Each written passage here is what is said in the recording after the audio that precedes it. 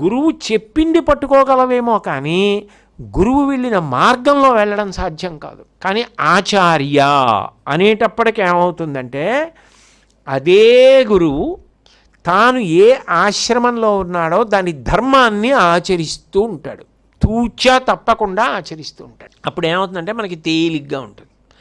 ఆయన చూడండి ఎలా ఆచరిస్తున్నారో, ఆయన చూడండి ఎలా పట్టుకున్నారో, ఆయన చూడండి ఎలా అనుష్ఠిస్తున్నారో, మనం కూడా అలా చెయ్యాలి కదా.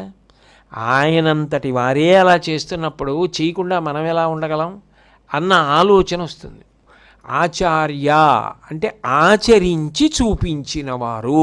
అందుకే ఆచార్య శబ్దం దగ్గరికి వచ్చేటప్పటికి ఒక గొప్ప మాట చెప్తారు. ఆచార్య శ్రేష్ఠో గురూణాం.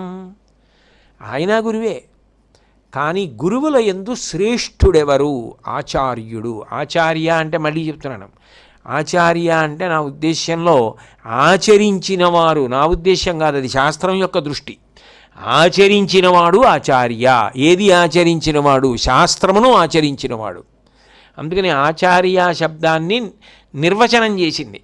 అలా మన కళ్ళ ముందు ఏ ఆశ్రమంలో ఉన్నాడో ఆ ఆశ్రమ ధర్మాన్ని ఆచరించి చూపిస్తున్నవాడెవరో ఆయన మనకి చాలా తేలికగా పట్టుకోవడానికి కారణమవుతాడు.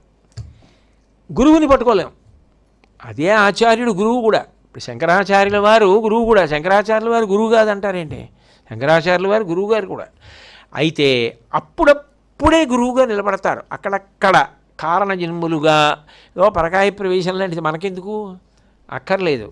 కానీ శంకరాచార్యుల వారి అనుష్ఠానం ఎంత గొప్పగా ఉంటుందో, ఎంత ధర్మాచరణ చేస్తారో అట్లాగే గృహస్థుగా ఉండి నువ్వు కూడా ధర్మాచరణ చెయ్యాలి. 2 గురువుగా ప్రబోధం ఒకే ప్రకారంగా ఒకేలా చెయ్యడం సాధ్యం కాకపోవచ్చు, అసలు అర్థం